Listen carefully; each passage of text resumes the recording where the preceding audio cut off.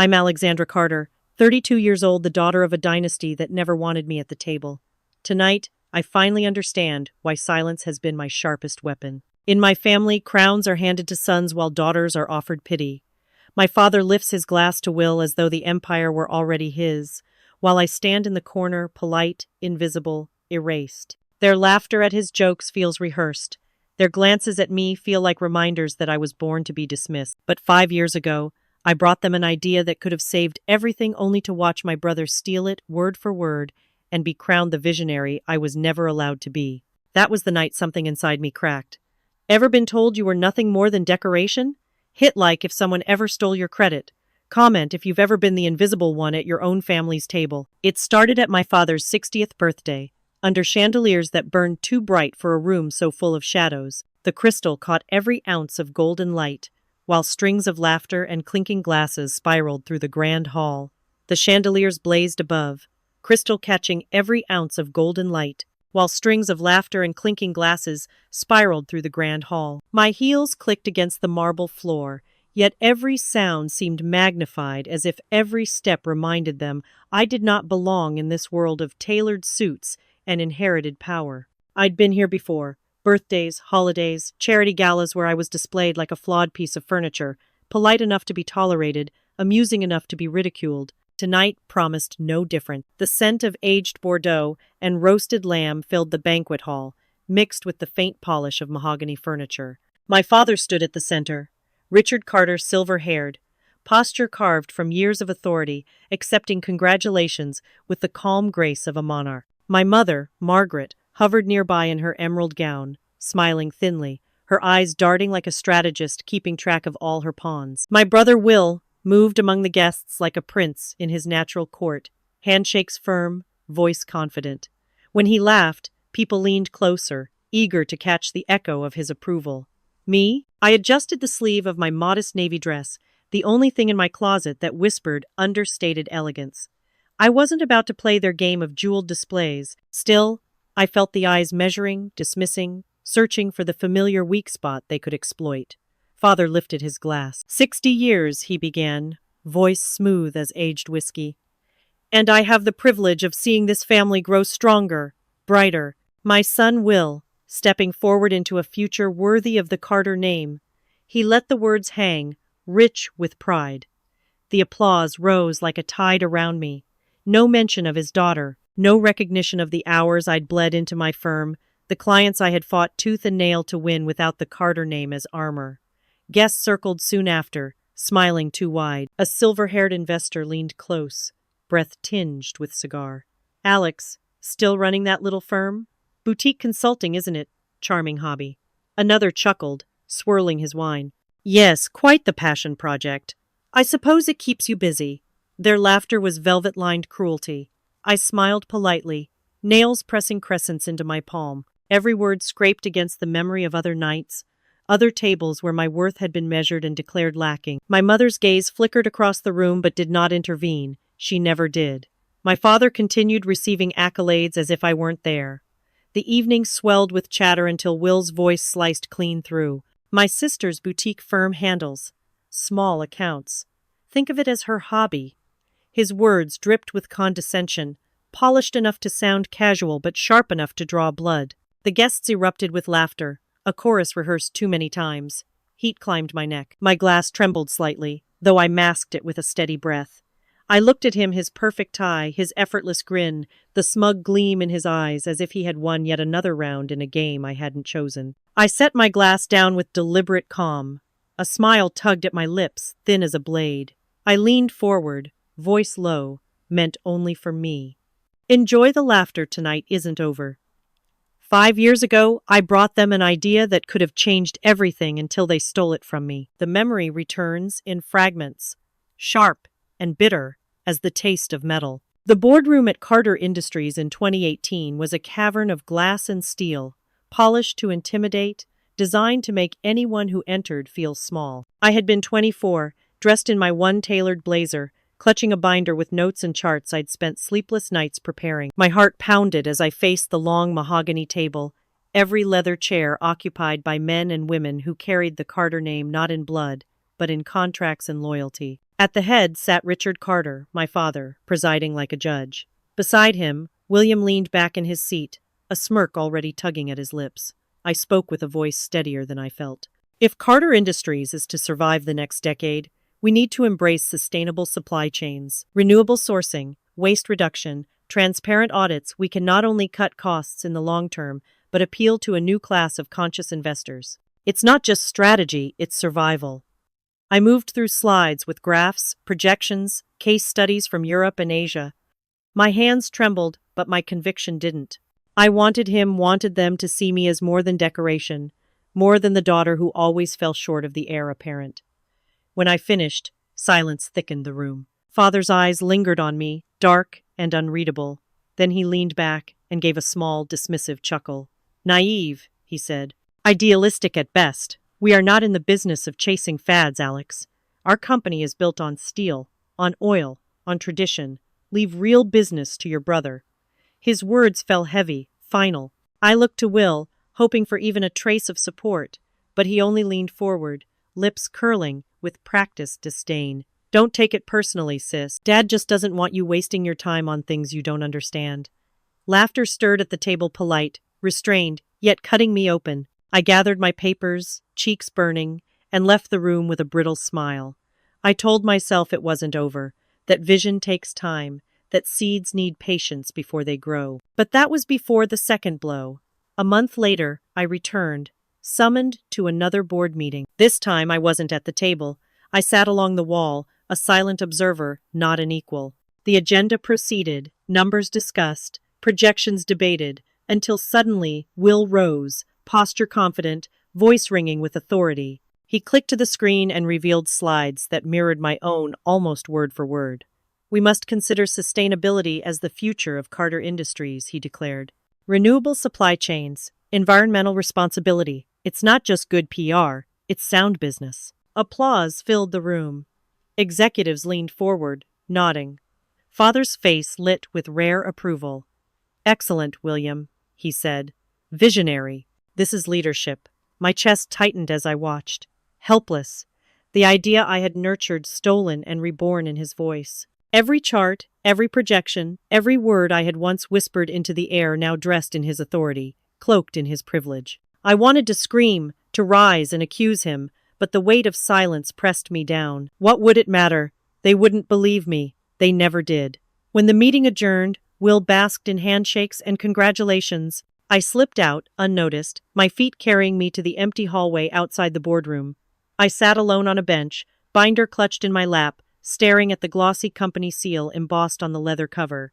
My reflection stared back from the polished marble floor, young, eager, broken. My hands shook, not with nerves this time, but with a dawning clarity that scorched me deeper than humiliation.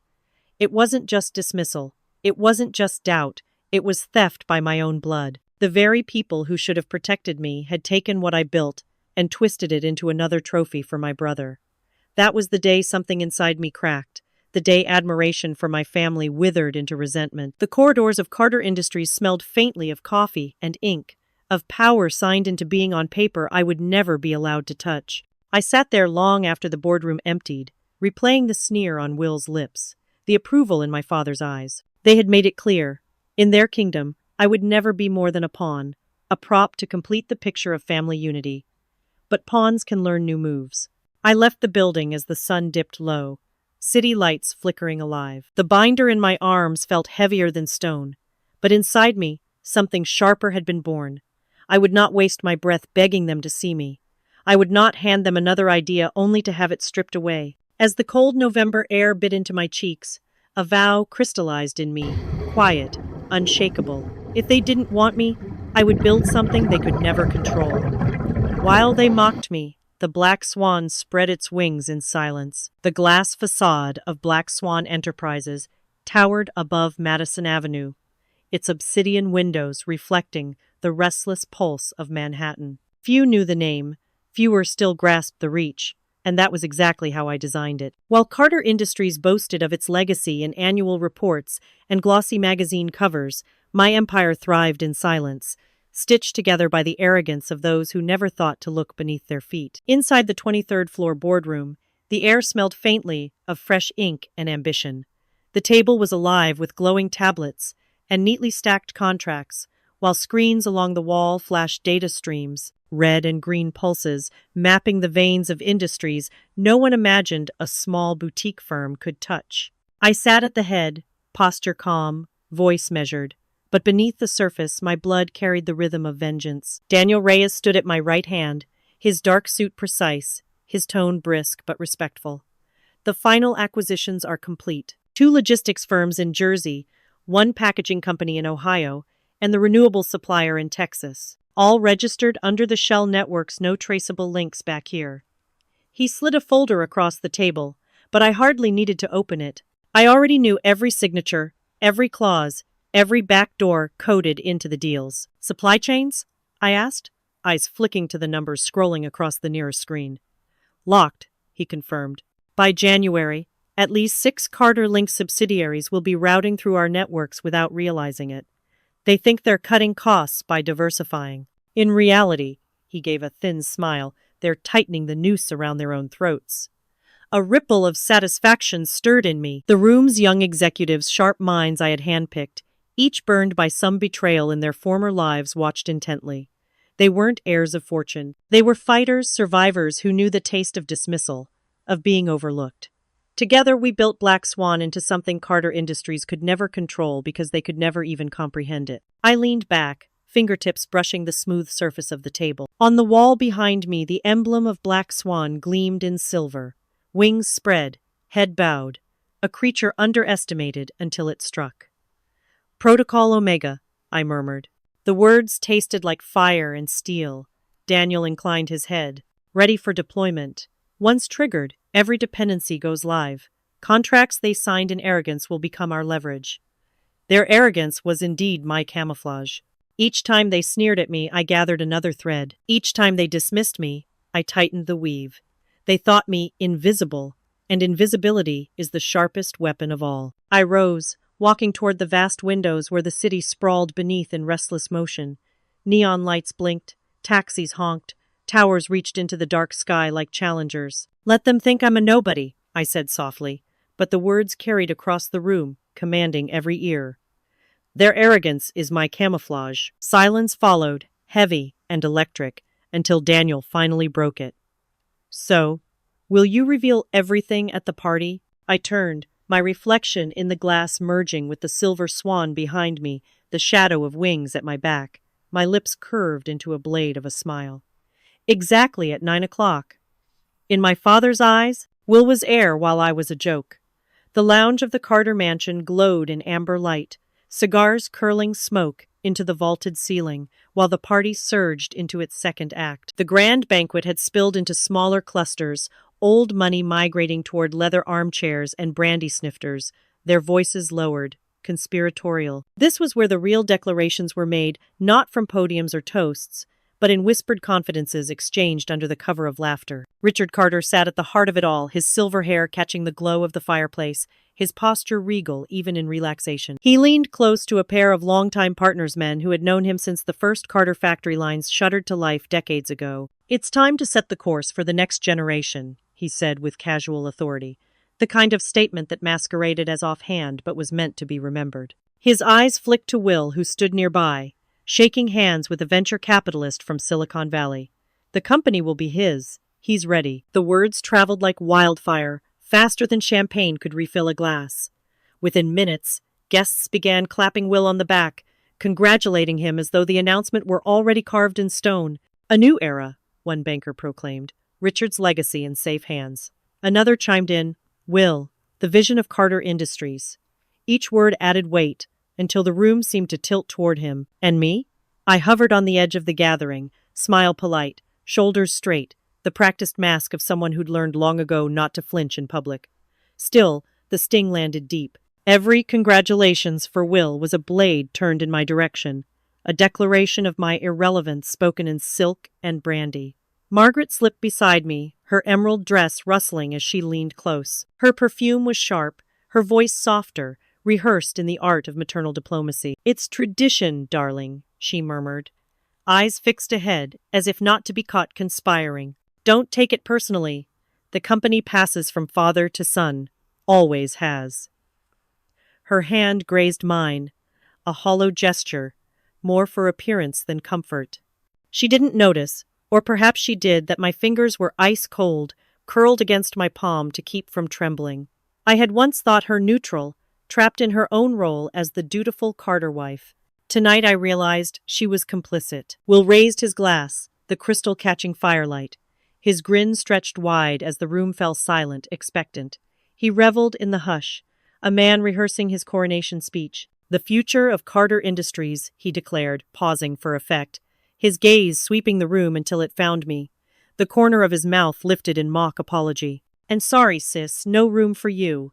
Laughter exploded, loud and merciless, bouncing off the paneled walls. My father chuckled, clinking his glass against Will's. Even Margaret managed a thin smile. To them, it was nothing more than a family jest, but beneath their mirth lay the truth they had already written me out of the story. My phone vibrated in my clutch. The sound was small, but in that instant it thundered through my chest. I lowered my gaze, thumb sliding across the screen. A single message illuminated the dark. "Daniel, Protocol Omega ready." I exhaled slowly, my lips curving into a smile that no one else noticed. The laughter swelled around me, but its sting dulled, replaced by a sharper pulse anticipation. If they thought tonight belonged to Will, they were wrong. Tonight had only just begun. Even the ones who mocked me didn't realize they were already trapped. The lounge buzzed with drunken cheer, the hum of cigars and champagne flutes colliding in a chorus of arrogance. Deals were being whispered between men in tailored suits, the sort of backroom conversations that decided markets and crushed competitors before dawn. I lingered near the velvet armrest of a couch, silent but alert, letting the storm of laughter wash over me. They thought I was furniture another ornamental Carter invited for appearance, not substance. They hadn't noticed the tide already turning beneath their polished shoes. Thomas Chen leaned back in his chair, a man who had built his empire on undercutting rivals and mocking them to their faces. His smirk carved across the rim of his glass as his eyes found me. "So, Alex," he drawled, voice pitched high enough for the cluster of executives around him to hear. "I keep hearing this name, Black Swan. Sounds like a circus act, a boutique hobby for a girl with too much time. Do you run that out of a coffee shop? Or is it just your laptop and a dream?" The men around him laughed, the kind of laughter that doesn't stop until it bruises. A few raised their glasses in mock toast. "To the Black Swan," one chuckled. "May it fly, if it ever learns to." I tilted my head, the faintest smile curling at the corner of my mouth. My pulse didn't quicken, my breath didn't falter. They thought ridicule was power, but power was something else entirely, control without announcement. I stepped closer, letting the polished heels of my shoes echo deliberately on the marble floor. When I spoke, my voice was quiet, unhurried, cutting through their laughter like a knife through silk. "You might want to check your supply contracts." For the first time, the laughter stuttered. Chen's grin faltered, replaced by a frown that didn't quite know where to land. "Excuse me?" I didn't reply. My phone buzzed against my palm. Across the room, Daniel caught my eye. A subtle nod, barely perceptible, was all I needed. The signal had been given. At that exact moment, half a world away, a transaction finalized. Signatures locked, assets transferred. Chen reached into his jacket, fishing for his phone. His fingers danced over the screen, and then his expression froze. Silence spread around him as he scrolled through the breaking update, the acquisition notice clear and merciless. Black Swan Enterprises had absorbed the subsidiary that formed the backbone of his logistics. I typed slowly, each letter a deliberate strike. "Congratulations, you work for me now." Seconds later, the text landed in his inbox. I watched the blood drain from his face as the words glared back at him in the glow of his screen. His lips parted, whispering against the smoke-thick air. "Impossible." And just like that, the first crack appeared. They hadn't realized until now that the stage they stood on was hollow, and the floorboards already belonged to me. Every toast, every smirk, every mocking glance, they all believed Will was the future. But I was the storm waiting at the edge.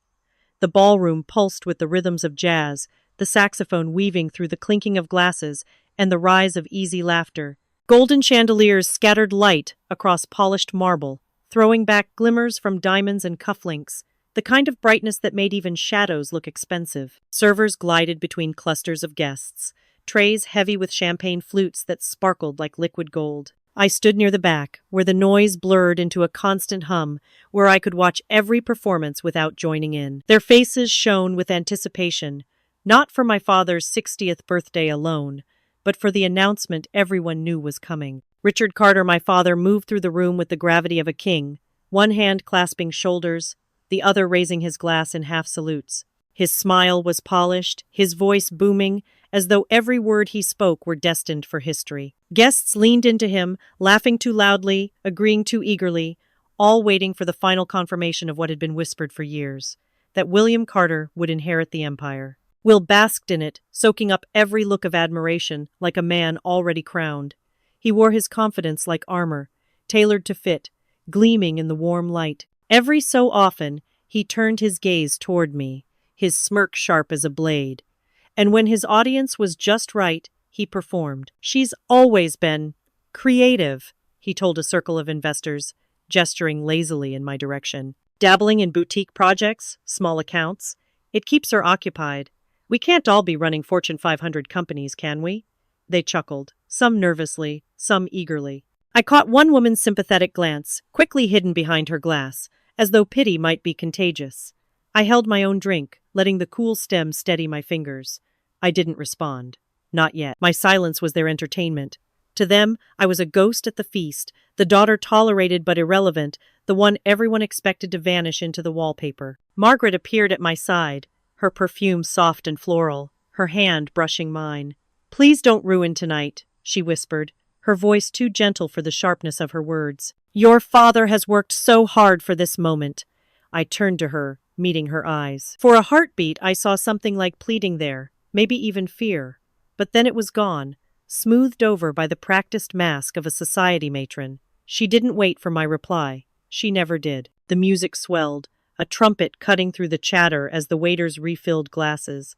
My father moved to the center of the room, climbing the low stage set for the band. He raised his hands, commanding silence with ease. The crowd hushed, the anticipation pressing against the walls, until even the chandeliers seemed to tremble. "Tonight," Richard began, his voice resonant, "we celebrate more than a birthday, we celebrate the next leader of Carter Industries." The applause burst forth before he had even finished the sentence, a tide of clapping and cheers that lifted Will on its shoulders. He stepped forward, raising his glass high, his grin wide and triumphant. For them it was already decided, sealed in champagne and candlelight. My phone vibrated in my hand. I glanced down. A single message lit the screen, sharp and silent amid the roar of the ballroom. "Daniel, contracts locked. All systems waiting on your signal." I wasn't alone. I carried with me the voices of all the people my family had discarded. The scent of roasted coffee and rain, wet pavement clung to the memory like it had been sealed in glass. Brooklyn, 2019, a cafe with cracked brick walls and flickering neon, a place far removed from the polished marble of Carter Industries. I remember sitting there, notebook open but untouched, watching Daniel Reyes nurse a chipped mug as if it contained not just coffee, but every ounce of his pride that had been stripped away. "They didn't even bother to give me a reason," Daniel had muttered, his voice low, heavy. "One day I'm the head of logistics, streamlining the supply chain, making them millions.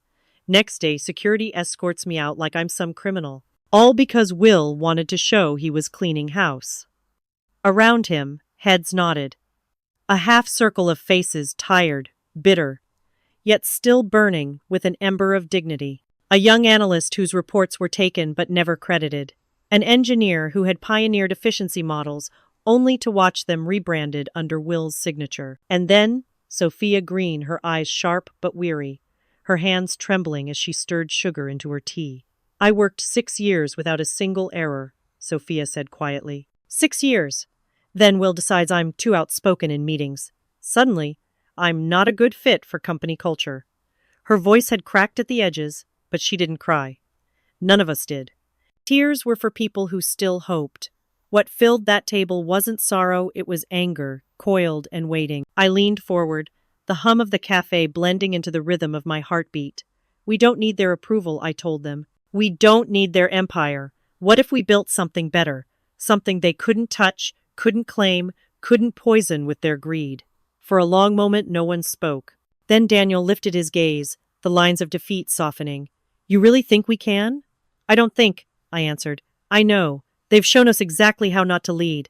Let's build from that. Our foundation will be everything they discarded. That was the night Black Swan took its first breath. Not in glass towers, not in gilded boardrooms, but in a dim cafe filled with people my family thought were disposable. The memory faded as the music of the present pressed back in. The Carter Mansion's hallway stretched before me, its portraits glaring down with oil-painted judgment.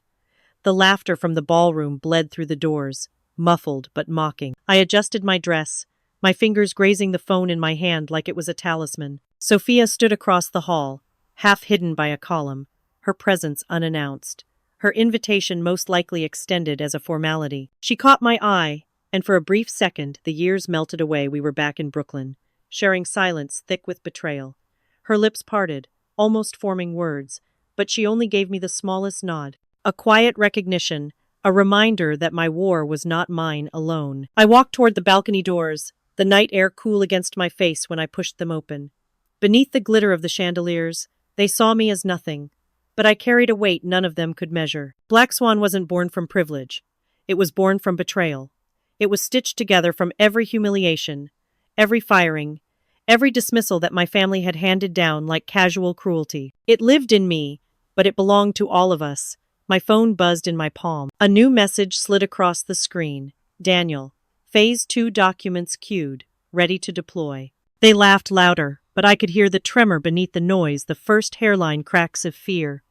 The lounge smelled of whiskey and cologne, a haze of wealth and arrogance clinging to every velvet chair. It was 8:30, the point in the evening when liquor loosened tongues and blurred discretion. Glasses clinked, cigars smoldered, and laughter swelled with the kind of confidence that believed itself untouchable. I slipped into the circle by the bar, my presence acknowledged only with faint amusement, like a child wandering into an adult's game. Will stood at the center of it. Of course, his tie loosened, his grin wide, his voice booming above the jazz echoing from the ballroom. "In days," he declared, swirling his drink as though he already owned the world, "I'll officially take control. Carter Industries will rise higher than ever before, and everyone here, you'll want a seat at my table." Applause, laughter, nods of approval. The sycophants were eager to belong to his kingdom before the crown was even set. Robert Hale leaned back in his leather chair, the glow of the fireplace warming his ruddy face. He raised his glass toward me. "Alex," he said, his tone mocking, "you should stick to charity work. Leave the empire building to men who know what they're doing." The group erupted in laughter, clinking glasses in his honor. I caught Chen's eyes across the circle. He wasn't laughing. He wasn't even smiling. His hand trembled faintly on the rim of his glass, and he avoided my gaze as if locking eyes might burn him. He had already felt the edge of the Black Swan's wings, and his silence betrayed it. I sipped my champagne, savoring the fizz on my tongue, the calm it gave me while their arrogance spiraled higher. Hale leaned forward, his voice dripping condescension. "And this little mystery firm? What's it called? Black Swan?" He chuckled. "Sounds like a circus act. Whoever's behind those acquisitions, they'd better watch their step. Lawsuits are coming. You don't just snatch subsidiaries without paying the price. I'll see them buried in court." Will clapped him on the back. "That's the spirit, Robert.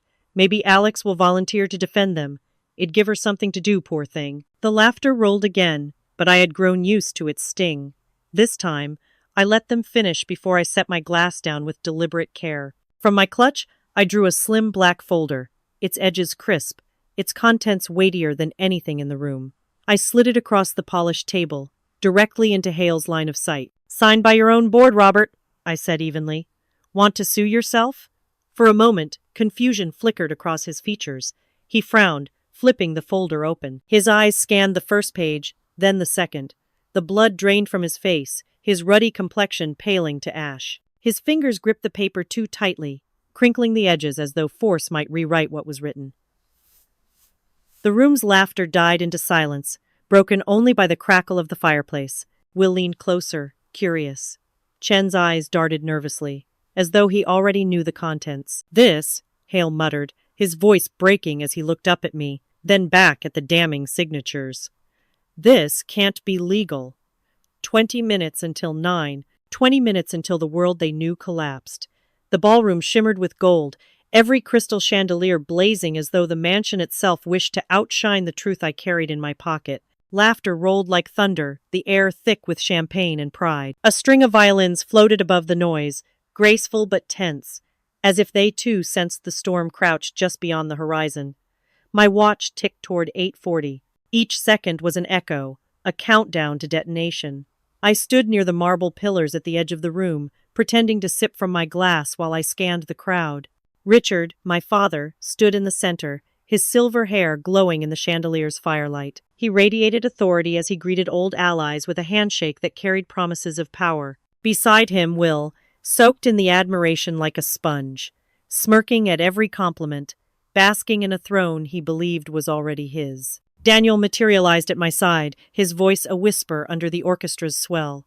"You can still stop this. They're your family." The word struck like a blade.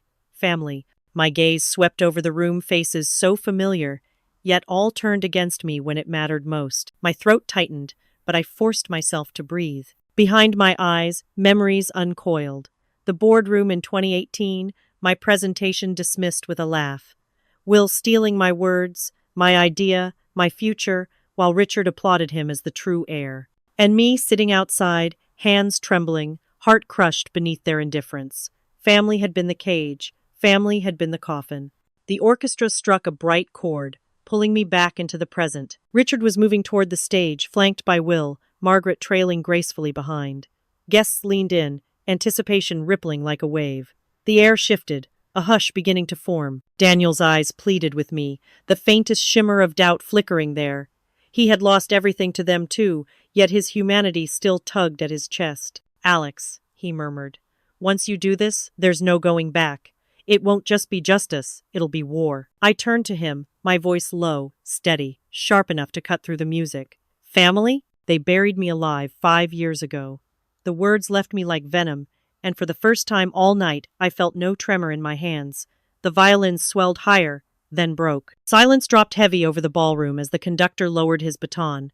Richard stepped forward, raising his hand, his commanding gesture summoning obedience from hundreds in an instant. Every gaze turned to him. The announcement hung in the air like the blade of an executioner, waiting to fall. He stood there like a king, certain the crown was him. But the crown had already turned to ash. The ballroom had grown unbearably hot beneath the blaze of chandeliers, though no one else seemed to notice. Every face glowed with admiration, every glass raised in expectation. My father stood at the podium, a figure carved from marble and pride, and beside him Will, draped in the spotlight like it had been stitched for him alone. The clock ticked toward 8:55. My pulse followed it, a drumbeat against my ribs. Richard's voice rolled across the room, powerful, practiced, every syllable dipped in certainty. "Tonight," he announced, his hand on Will's shoulder, "we celebrate not only 60 years of my life, but the continuation of our legacy. Carter Industries will remain strong, guided by the blood that built it. And that blood belongs to my son." Applause erupted like thunder. Guests rose to their feet, cheers drowning the last note of the orchestra. Cameras flashed in staccato bursts, capturing Will's triumphant smirk as he lifted his glass, the glow of the crown he thought he had just inherited gleaming in his eyes. He basked in it, drunk not on champagne but on victory. I stood at the edge of the stage, the crowd's cheers pounding against my skull. Their faces blurred into one sea of devotion, a sea I had been cast out of long ago. Each clap was another nail sealing the coffin they thought they'd buried me in. Richard's voice carried again, this time sharp, deliberate, meant to cut. "And let us also applaud my daughter for her small dreams." Laughter rippled through the room, cruel and effortless. The humiliation seared like fire across my skin. My throat burned, but I forced the champagne glass to my lips, swallowing bitterness along with bubbles. My phone weighed heavy in my palm. I looked at the screen. 8:59. Will raised both arms as though he had conquered nations. Richard beamed like a king proud of his heir. Margaret's polite smile never wavered, though her eyes flickered toward me with pity disguised as grace. Pity was worse than scorn, it was confirmation that in their eyes I was nothing. I tightened my grip on the phone, knuckles whitening. My chest felt like it would tear open from the pressure of silence I'd carried for years. Then the vibration came sharp, insistent. The screen lit up. Daniel's final text. Protocol Omega. Initiate. He stood there like a king, certain the crown was him. But the crown had already turned to ash. The chandeliers blazed above like twin suns, casting the ballroom in brilliance too harsh to be comfortable. Every guest leaned forward in anticipation, their applause already simmering beneath the surface, waiting for the words they had all expected for years. At the center of the stage, Richard Carter gripped the podium with one hand, the other resting proudly on Will's shoulder. Together they looked like a portrait destined for the company's archives, father and son, passing the torch. My stomach twisted, but my face remained perfectly composed, the same polite mask I had worn since stepping foot into this mausoleum of golden lies. Champagne fizzed against crystal. The orchestra's final note hung suspended in the air, and then Richard's voice filled the silence. "Tonight," he began, his baritone rolling through the room, "is not only a celebration of my life, but of our family's enduring legacy. 60 years of building, leading, and triumphing. Carter Industries has stood the test of time, and it is time to name the one who will carry it into the future." The crowd erupted into murmurs of excitement, heads turning instinctively toward Will, whose smirk widened with every passing second. My father didn't prolong the moment. He delivered the line like a verdict. "My son, William Carter, will inherit the leadership of Carter Industries." The dam broke. Applause crashed against the walls. Glasses clinked in a chaotic symphony of approval, and cameras flashed so furiously the room looked as though it were lit by lightning. Will soaked it in, bowing his head slightly, raising his arms to bask in the thunder of validation. He was the chosen one, the golden heir, the inevitable. I remained still. I watched. My fingers tapped the stem of my glass in rhythm with my pulse. The weight of years pressed against my chest. The stolen idea, the mocking laughter, the dismissal from every decision that bore the family name. All of it culminated in this performance, Richard, Will, and their adoring audience, writing me out of history with a smile. Richard raised his hand again, the crowd falling obediently into silence. His lips curved with a paternal glow that made the knife sharper. "And let us also applaud my daughter for her small dreams." The laughter was immediate, unrestrained, cruel. It spread across the ballroom like fire through dry leaves, each chuckle another lash against my skin. My cheeks burned, though not from shame. It was heat born of fury restrained too long. Margaret's soft sigh reached me through the noise, her voice a whisper meant to soothe but cutting like salt on a wound. "Don't let it sting, darling. It's tradition. Tradition. Betrayal disguised as heritage." I drained the last of my champagne, the bubbles burning my throat. The glass trembled in my hand, not from weakness but from the pressure of keeping everything buried beneath my skin. My phone buzzed, the vibration crawling against my palm like a heartbeat, louder than the crowd's cheers. I glanced down. 8:59. The seconds bled away with agonizing slowness. I could hear the tick of my own watch, louder than the orchestra ever played. Will raised his glass high, his voice booming across the hall. "To Carter Industries! To the future!" The crowd roared back, united in blind worship. My phone lit again. One message. "Daniel. Protocol Omega. Initiate." I closed my eyes for a breath, then opened them to the blazing chandeliers, to the crowd drunk on arrogance, to the family that had buried me alive. The humiliation of this night was their last illusion of victory, and I held the power to shatter it all. They thought it was smoke and mirrors until I showed them the receipt. The words slipped from my lips like a blade glinting under the ballroom's chandelier light. For a moment, there was only a ripple of uneasy laughter, the kind people use when they aren't sure if they're supposed to laugh or hold their breath. Will smirked from the stage, his hands still clutching the glass he'd raised minutes before. My father's face hardened, the smile fading into a mask of irritation, and then the screens lit up behind me. Charts, diagrams, company logos, an entire constellation of corporate webs exploded across the massive LED display. Names familiar to every guest shimmered there. Some of the most prestigious suppliers, contractors, and global partners Carter Industries had relied on for decades. Lines connected them like a vast network of arteries, all funneling into one insignia, sharp and simple, the black swan in mid-flight. Gasps punctured the silence. Someone dropped a glass, the shatter echoing. I walked forward, voice steady, carrying no tremor. "You've heard whispers, rumors, a boutique firm, a hobby business, a vanity project. Let me clarify. This," I gestured to the screen, "is Black Swan Enterprises, the empire you dismissed, the company you laughed at." Robert Hale shoved himself up from his seat, cheeks flushed red with fury. "This is fraud," he bellowed. his finger jabbing toward the screen as if that could erase it. These are shell games, smoke and mirrors, tricks to scare investors. None of this holds in court. I turned my head slowly toward him, the way a predator regards prey, too foolish to realize it's already caught. Then I raised my hand, and the chart shifted. Documents filled the display, scanned pages bearing signatures clear as daylight. Signed agreements, I said, letting each word fall heavy, deliberate. Ratified by your own board of directors, Robert. Every acquisition, every transfer, legal, binding, undeniable. Hale's face drained of color, his mouth snapping shut like a trap sprung on itself. Whispers surged around him, other CEOs leaning away, their eyes wide. I didn't stop. The next sequence appeared. Board meeting minutes, purchase orders, notarized contracts stamped and sealed. Beside him, Thomas Chen broke into a visible sweat, his once casual smirk slipping into raw panic. His gaze darted across the screen until he froze on one particular page, his own name scrawled beneath corporate sale documents. That can't, his voice cracked. He gripped the back of his chair as if it were the only thing keeping him standing. That subsidiary was worth… It was… I cut in, my tone cool. Until you signed it away. Your board approved the acquisition unanimously. The screen zoomed in on the signature lines. The evidence was irrefutable. His signature glared back at him, projected a dozen feet high. Guests turned, eyes narrowing. Chen looked as though the ground had collapsed beneath him. I could feel the pulse of the crowd shifting. Their laughter had died completely. A new sound filled the space, now a stunned, horrified realization, rippling across faces too accustomed to control. Someone near the back whispered too loudly to be contained.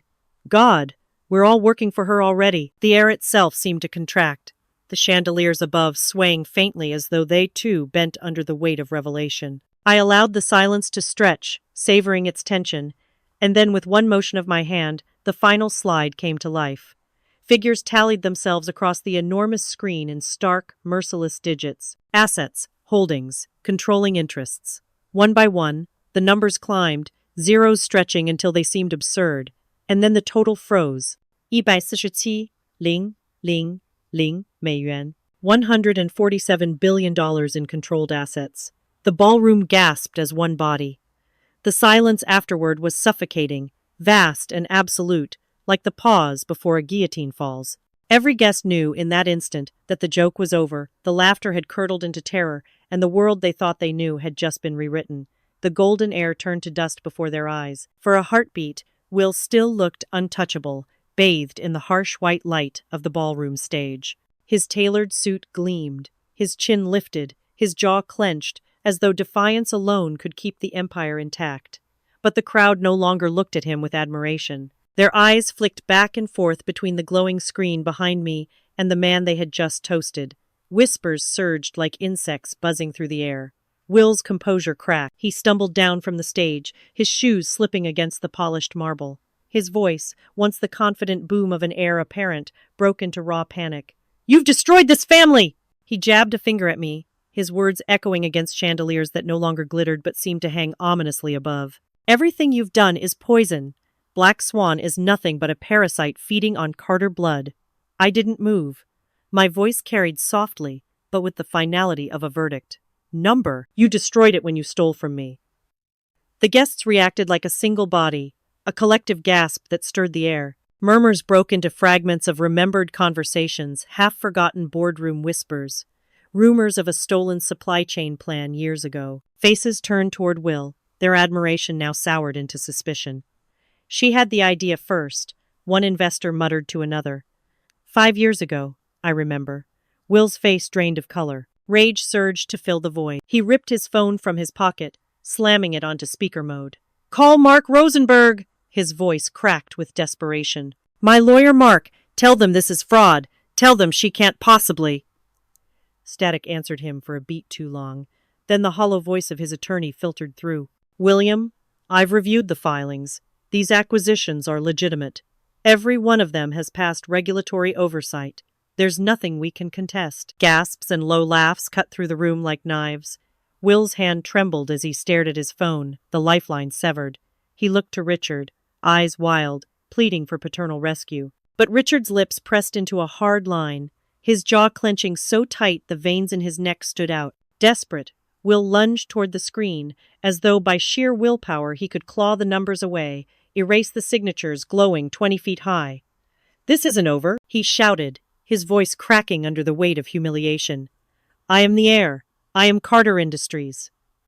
I stepped forward, fingers gliding across the control pad. Another projection burst onto the screen this time, not charts or contracts, but official SEC filings, the cold steel of bureaucracy weaponized. Line after line confirmed acquisitions, mergers, ownership transfers. Each page was stamped, filed, public record. "Every move," I said, my voice cutting through the growing roar of the crowd, "was legal, approved, and documented. Your empire was sold piece by piece under your nose, and I didn't need your permission." The room fell silent. The only sound was the clicking of cameras, eager to immortalize the fall of a dynasty in real time. Richard finally broke the stillness. His face, always carved in marble authority, had cracked. He turned to his son, and in his eyes once fierce, commanding, there was only despair. His voice trembled with a weight it had never carried before. "Son, you've doomed us all." The words hung in the air like a funeral bell, sealing the fate of the golden heir who had just turned to dust. For the first time in my life, my father looked at me not as his daughter, but as his conqueror. The chandeliers still blazed overhead, but their brilliance felt hollow now, reflecting against half-empty glasses and abandoned plates. The ballroom was thinning, the grandeur bleeding into chaos. Executives hunched in corners, voices sharp on their phones as they tried to salvage crumbling alliances. The orchestra had stopped playing long ago, and the only rhythm left was the frantic staccato of fingers tapping screens. Richard stood at the edge of the stage, a statue cracked down its center. His hand gripped the podium as though it were the last thing keeping him upright. His eyes, once full of disdain for me, now carried something else, disbelief tinged with fear. He leaned closer, his voice a whisper meant only for me, though the exhaustion in it made every syllable heavier. "You planned this for years? At my birthday?" I held his gaze, no longer lowering my head as I once had. "You taught me business was about legacy," I said evenly. "I just built my own." His jaw clenched. For a moment, his pride fought for one final stand. But then, as the silence around us grew, the facade slipped. He was not the untouchable patriarch anymore. He was just a man watching his dynasty collapse in real time. The ballroom doors opened, and Daniel entered with precision, Black Swan executives at his side. They were young, diverse, faces alive with determination, dressed in sharp suits that bore no family crest, but carried power nonetheless. They contrasted Richard's circle of aging allies in every way possible. The old guard was fractured, the new guard already aligned under my banner. Conversations died as people realized this was no illusion. Black Swan had walked straight into Carter territory without fear. Richard's eyes followed them, and I saw the recognition dawn. The empire he mocked was not a shadow, it was flesh, blood, and iron will. "You could ruin us all," he muttered, voice cracking, as if admitting the words fractured something deep within him. I stepped closer, my voice low but unflinching. "Or save you on my terms." He blinked at me, a man choking on the taste of his own irrelevance. The silence between us stretched, an invisible ledger where every slight, every humiliation, every stolen credit had been tallied and was now collected in full. Then a voice broke the tension, sharp, insistent. A journalist shoved through the cluster of executives, phone raised, eyes burning with hunger for the story. "CNBC demands an exclusive," she called out, her words slicing through the heavy air. "They're calling it the Black Swan event." The cameras pivoted, the last fragments of the Carter family's illusion dissolving under the white-hot spotlight of history. After years of silence, I finally heard the words I had craved. My father admitted I was right. The morning light spilled across Manhattan like molten gold, the skyline sharp against a sky washed clean by dawn. Inside Black Swan's headquarters, the air was still electric from the storm of the night before, though now it pulsed with triumph rather than chaos. Screens along the glass walls glowed with market tickers, graphs climbing steadily upward, analysts calling it the most astonishing corporate shift in decades. I sat at the head of the long obsidian conference table, Daniel at my right, my executives gathered in quiet pride. Their faces bore exhaustion, but their eyes carried fire. They had once been the discarded, the overlooked, the underestimated. Now they were the architects of an empire. The doors opened. Richard Carter entered slowly, each step heavy, shoulders bent beneath the weight of defeat. He looked older, as though the years had rushed into him overnight. His suit was immaculate, but it no longer seemed like armor. His gaze swept the room, landing on me with an expression I had never seen before, not disdain, not authority, but reluctant recognition. He cleared his throat, voice brittle. I was wrong. About you. About everything. For a moment, silence stretched. The words I had dreamt of for years were finally spoken, and yet they sounded fragile, almost foreign. My chest tightened, but I kept my expression controlled. I slid a contract across the polished table, its pages crisp and waiting. Senior advisor, I said calmly. You'll serve under my terms. No crowns, no heirs. Just a place where your experience won't go to waste if you can accept it. His hand trembled as he picked up the pen. The man who once dictated legacies now stared down at a line that marked the end of his reign. His voice cracked when he whispered, I'm proud of you, Alex.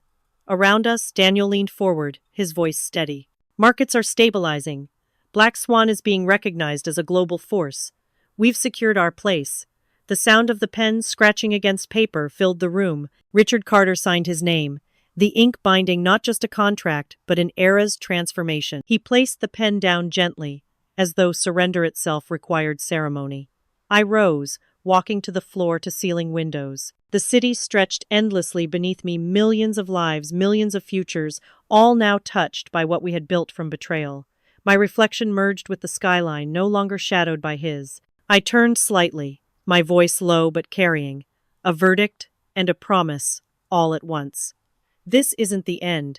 It's the beginning. The empire that once mocked her name now bowed under the weight of undeniable truth, and the silence left in its wake spoke louder than all their jeers.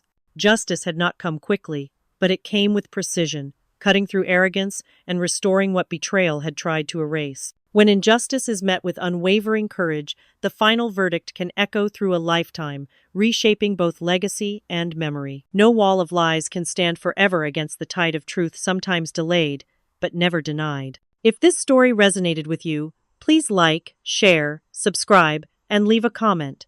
Type 1 if you feel connected, or 2 if you're not fully satisfied.